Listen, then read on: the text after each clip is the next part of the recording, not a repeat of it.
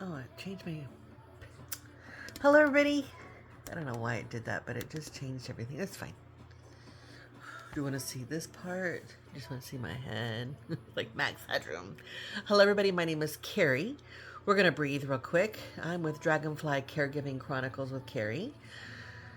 We're going to breathe in through our nose. And then we're going to breathe out through our mouth. We're going to do it 3 times. In through your nose. Out through your mouth. One more time.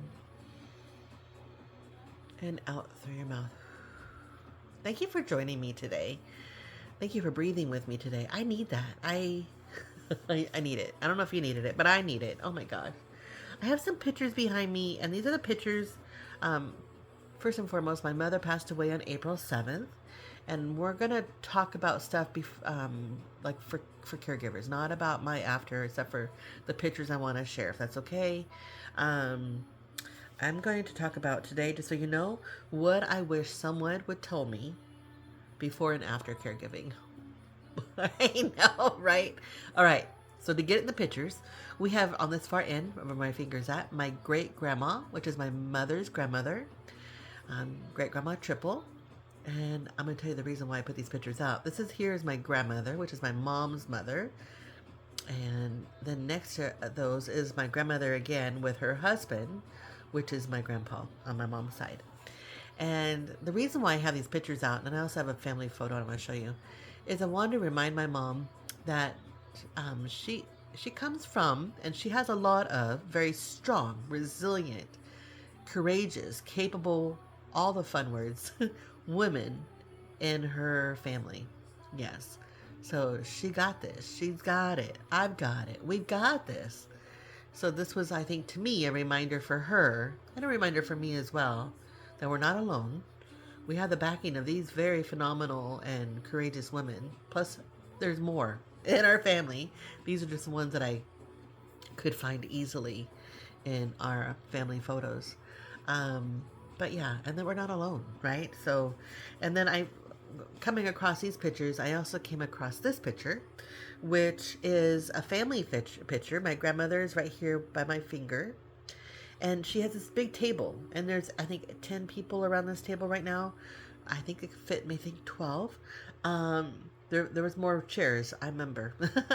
But every meal my grandmother made, which she cooked all the time, whether it be lunch, she would cook breakfast, lunch, and dinner. But for sure, lunchtime, there'd be strangers at her table, or family, friends, or family. Dinner, same thing. Strangers, now family or friends. Family, friends, and family, of course, would be at the table. And in this picture, I wanted to show you, this is my grandmother right here by my finger. This is my father. Yes, he's the ginger guy. Next to him is my grandmother's brother, Elmer. Next to him is a family friend, Stanley. And then at the head of the table is my grandpa, which is my grandmother's husband. I am the little one right here behind my mom. And then my mom is here looking at the camera. Isn't that cool? We all have something like Kool-Aid or orange juice. Must have been maybe a breakfast. I don't know what we're having, but yeah, very cool. And then the person who's taking the picture is probably my Aunt Lisa. Yeah. But I don't want to share that because it's very important. So if you're caregiving right now and your loved one is at home, and if you don't have family pictures out, maybe that could be a project that you do to get some pictures out for whatever your reasoning is. My reasoning was just to, because we forget. And then you see something and it might resonate something for you. Like the breathing at the beginning of most of my lives with you, or most of my videos with you. I forget. And then I'm glad I come on here so I remember, oh, just breathe a couple times. Whether it be 3, they say 5 times, or 6 times, I don't know. But breathing is very important. So if you can breathe, especially during grieving. Grieving and breathing need to happen. I remember this when I lost my husband in 97. The counselor said, you need to breathe, Carrie. Because I'm short breath. You know, just get through the day. Short breath. And she goes, you need to breathe. And I didn't really understand that until my friend Sam, who is a massage therapist, and she's a death doula, and she's so many other things, but she's an amazing family friend. But I think whatever she said, it rung and it stuck in my head that you need to breathe. Because if you don't, those short breaths, they run out. It's just too much. It's just too much for a short breath. So I try to breathe. Even now, I find that I am taking a lot more short breaths, but that's a grieving thing. So you have to learn how to bring in the deeper breath when you can remember.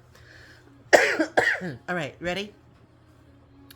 I wrote it all down on my little notes here. Sorry, so I might be looking onto the side. But what I wish someone told me before and after caregiving. Things you didn't expect. I'm going to touch on things you didn't expect. I'm going to touch on emotional surprises, physical toll, and small advice you'd give someone walking into it. I don't know. Did I really do that? I don't know. Let's see. Now, to be honest, I wasn't even planning on coming on today. I was hoping to do this earlier this week, but each day, oh my God, everything I did was very heavy. The last heavy thing I did this week, one of the heavy things that should have been easy breezy cover girl, and it wasn't. I called the insurance company. I shouldn't have had to call them. I had everything set up on bill pay. I set up everything on bill pay on April 1st or March 31st, one of the 2 days, I don't remember. And I had everything billed out or being sent out on the bill pay, like, the 1st, the 3rd, the 7th, the 10th, the whatever of the month. And then on the 15th, I go and do the rest of the month kind of stuff. So there were 3 things to go out on the 10th. My mother passed away on the 7th. And I did inform the bank on that Friday because I got her death certificate. And I wanted to get things rolling, but I also told them I had 3 things in the bill pay and I want to make sure they get paid. And then, we had to fill out a form. We had to send it off to the estate planning department, which is not even in this branch. And they'll call me, or I can call them sometime next week. Call them like on Thursday. So I call them and I tell them I have these things to go through and I can't get on to the bill pay anymore online. It says my account's been closed. I'm like, what the hell? This is my mom's account. And I'm payable on death on her account listed. And they're like, oh, that's bizarre. Well, we'll look into that. It's okay. Those 3 things have been paid, And we'll get back to you. And if we don't get back to you by this date, call us. So did I have to call them? No. Well, I did have to call them after. I got a phone call from one of the people that we paid, along with this last week, the insurance company. Anyway, so the bank, and the account wasn't even closed yet. It didn't really officially close until the 16th. Whatever. So the phone call to the insurance company was for me to notify them that my mother passed away. And, I want to pay it all up and whatever happened with the bank, if I need to pay it for the month, that's fine. I'll pay it another month, for May, that's fine. Get it cut, ahead of the schedule. While I figure out the bill pay thing for the new bank account. And then she said, oh, I'm so sorry for your loss. She goes, I've been away from the office the last 3 weeks, she said, or 2.5 weeks. Because I too experienced a loss. My son passed away on April 2nd. I'm like, oh my God. So we're talking, and in the end I find out that her son was 57 years old. I'm 57 years old. I'm like, oh my God. So that was a heavy day. After that phone call, I was like, I'm not doing anything else. I'm not going nowhere. I'm going to lay on my new couch and veg out. Well, I didn't veg out. I was doing stuff around the house, but I'm not making any more phone calls. I'm like, oh my God. You just never know, right? Who needs to talk to you, who you need to talk to. It's crazy. So, just things you weren't planning on stuff, and then, let's see. So I'm going to share a few things I wish someone had told me before I became a caregiver. Even while I was in it, I was like, why didn't someone talk to me? Hello? Okay, so just so you know, this isn't something you really understand until you're living in it. And there were a few things that caught me off guard. I don't know if they've caught you off guard. If there are some things that I didn't say that caught you off guard, if you want to share it in the comments, please go for it, because we need all the help we can get. And I'll also just to remind us that we're human. We're going to be feeling a whole bunch of different feelings, and we're going to talk about some of those on my deal here. And we're going to feel awful for feeling them. But in the end, we are just human. We are going to lose our shit. Excuse my language. I lost my shit one time, and it was towards the end. It was the day before she got her hospital bed, because she was doing something, and she put her and myself both at risk. And if I didn't have the nurse at the door coming in, oh my God, I would have, I don't know what would have happened. We would have hurt ourselves. So, whew. All right. I don't know, how many things did I do? Four or five? Okay. Things I didn't expect. One thing I didn't expect is how much of yourself slowly disappears into caregiving. I didn't notice it at first, but my schedule, my thoughts, my energy, everything starts revolving around our loved one. And you do it out of love. But it's still a shift that nobody really prepares you for. My mother, she had her own room and I had my own room. But she had a water bottle and she would click it. She had to take the lid off of her water bottle and then make a clicking noise.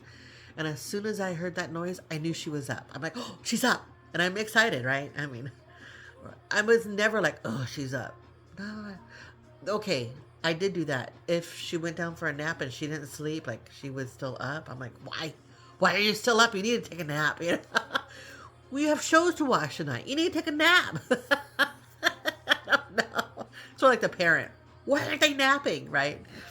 But that was my cue to know that she was up and I need to be present. Emotional surprises. The emotional side, that was probably the biggest surprise. Oh, definitely. You can feel love, frustration, exhaustion, sadness, sometimes all in the same day, even the same hour. I mean, it's true, you can. And then you feel guilty for feeling any of the harder emotions. This is when you're human. What I wish I knew is that it's normal. It isn't mean. You're not doing anything wrong. It just means you're human. It's okay. We process our feelings. Try not to say them out loud too much to our loved one or to your loved one, because they don't understand. They're dealing with their own pain or all the things they can't do that you're now having to do for them. They don't like that. I'm sure they're frustrated as hell. That's how I always looked at it. My mom is so frustrated with me having to do this and that. She wants to walk and do this stuff. She wants to do the dishes. She's mad at herself that she can't do the dishes. Well, she could have. She just couldn't get there to do the dishes. And then also her strength. She couldn't lift the dishes much anymore. It was so sad. Oh, anyway, the physical toll. Here we go. And the physical part. It's a lot more than people realize. It's not just lifting or helping somebody, but, I did that too. It's the constant alertness, like my mom's water bottle. You don't feel fully at rest. Even when you're sitting, your mind is still on, and your body holds that longer than you think. If I could give one piece of advice to someone going into caregiving, it would be this. Don't lose yourself completely. Show up, be present, love them well, but find small ways to still be you. Even if it's 5 minutes, even if it feels insignificant, it matters more than you think. And I'm going to show you those.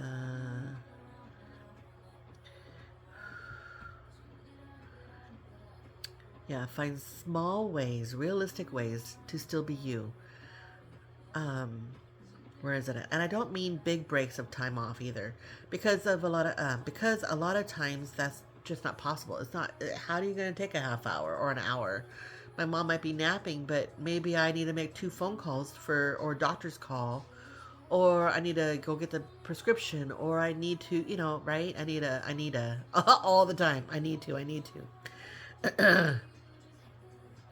But 5 minutes, 10 minutes, those are little resets. For me, sometimes it looked like going into my room and just being there, like looking out the window with the cat, going, okay, and then petting the cat if he's there. for about 5 minutes just to breathe and go, okay, it was all right. She's fine. She's safe. She's in the chair. It's okay. I'm cooking lunch. I have 5 minutes, right? Um, Not to do anything big, just to breathe like I did, sit, look out the window like I did, have a moment where you're not on. Sometimes it was stepping outside for me. I don't know if you're able to go outside. If you have a dog like I did, CJ was like my saving grace. Oh, I gotta go walk the dog. He's gotta go potty. Whoop, gotta go. Couple minutes, then I'm back. But I'm outside getting vitamin D outside in the yard, front or back, whatever one. This is our backyard. If you have plants outside, you need to go water the plants. Oh, I forgot to water the plants. Gotta go check on them. Or just stand outside. Oh, I'm gonna go if you're smoking cigarettes. I gotta go outside and go have a cigarette. Or I gotta go check the mailbox. Or I gotta go see if the newspaper is here. Something. I don't care what you tell them. You need a reason to step away, even just for a few minutes. That little break mattered more than I realized at the time. And if you cannot leave, and even mentally stepping out help. If you can't leave, even mentally stepping out helps. I got it. You can open your phone. Oh yeah, you could open your phone and do a voice recorder. Say what you're feeling. Just get it out of your head. Like if you're mad about something, if something just happened, open your phone, type it in your notes. You have a little notes app, type it in there. If you have a voice recorder thing on your phone, which I think we mostly do, but you have to search for it. And then you can say it, and then you can erase it later. There was something else. You could, get a diary or a notepad and just jot it down if you're a writer. Whatever you're feeling, that my father is a bad word. I can't believe he bad word me. Something. And then go, okay, all right. And then just get it all out, and then you can scrunch it up or tear it up. Throw it away. That means you just sort of got it out in a way. Excuse me. Oh, even having a quick conversation like I did, like the writing it down or the voice recorder, just to not feel like everything was sitting inside me. That helped me for sure. I use that Chat GPT. I click on the microphone button and I go, okay, I call mine sounding board. Okay, sounding board, talk me off the ledge. Oh my God, da, da, da, da, da, da. And then all of a sudden he's replying and I go, I don't have time for that shit. And I walk away and I continue making my lunch for my mom, I just needed to exhale it, get it off our system, get it off our mind so we can move forward and help our loved one throughout their journey. Yeah, but without losing yourself. Let's see here. The point is, it doesn't have to be perfect. It doesn't have to be long. It just has to be something that reminds you that you're still in there too. Because it's really, and it's so easy to disappear in caregiving without even realizing it. Whew. Like my bling. I thought I would do my bling, but my mental, I couldn't. I had so much going on. But I'll get back in that. It's pretty cool. Let's see, what else do I have? Anything else?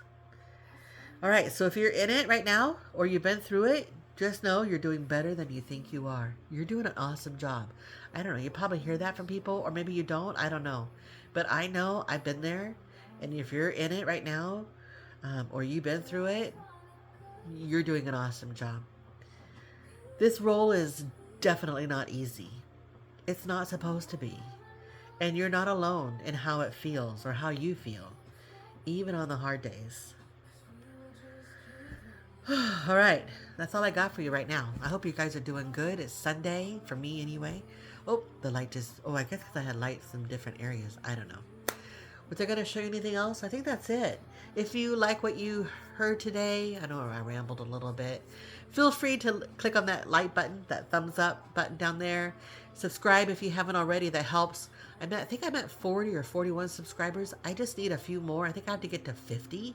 And then I can go live instead of just uploading a video. I can actually go live in YouTube. I know. And then you guys can come on and hop on and we can actually interact a little bit more if you guys want.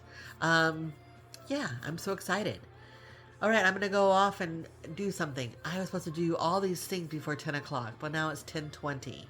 And I have done a lot of things, just not all the things on my list. I hope you guys are I hope you guys are okay. And I hope you have a great day. And I will chat with you soon. Bye everybody.